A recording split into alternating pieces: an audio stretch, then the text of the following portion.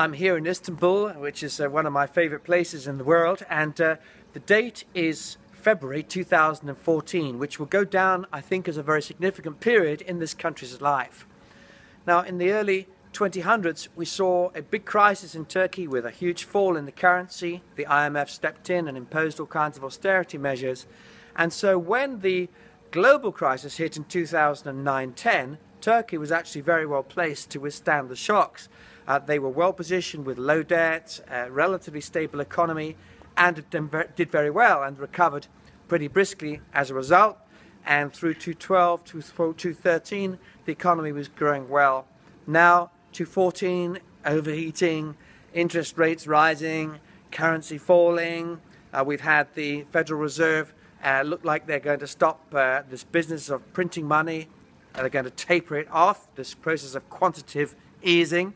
And that means that investors are worried. They're taking money out of emerging markets and bringing it back to the US, which has further damaged the stability here in Turkey.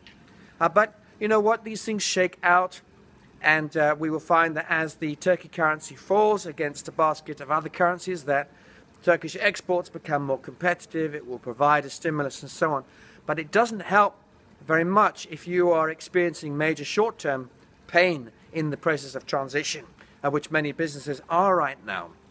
And at the same time, we have a prime minister who has been hit by all kinds of reputational issues regarding allegations of corruption affecting members of his own party, his own government. And we have a judiciary which has come under pressure. We have all kinds of changes taking place in the police force as a result of government changes. We have new regulations affecting the freedom of speech potentially on the internet, which we have to see how these actually play out. But they give quite wide-ranging powers to the government to impose censorship of particular websites and so on as they think necessary. So all kinds of pressures are taking place in a country which is fundamentally very young, very vibrant. It has a much higher percentage of younger people in the population than the European Union, for example.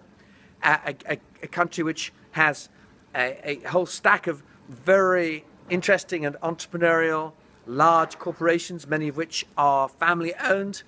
There are around 200 industrial owners who control a big chunk of the manufacturing output of Turkey, who are highly influential, multiple entrepreneurs. They have huge business interests in many different areas of this country and indeed across the entire region.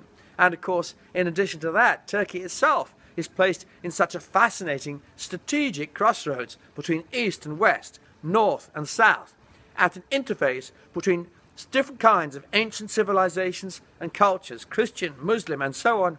And Turkey is a country, therefore, of pivotal importance, economically, politically, socially, regionally, from the manufacturing point of view, and is doing all kinds of very important cutting-edge innovation in products and services.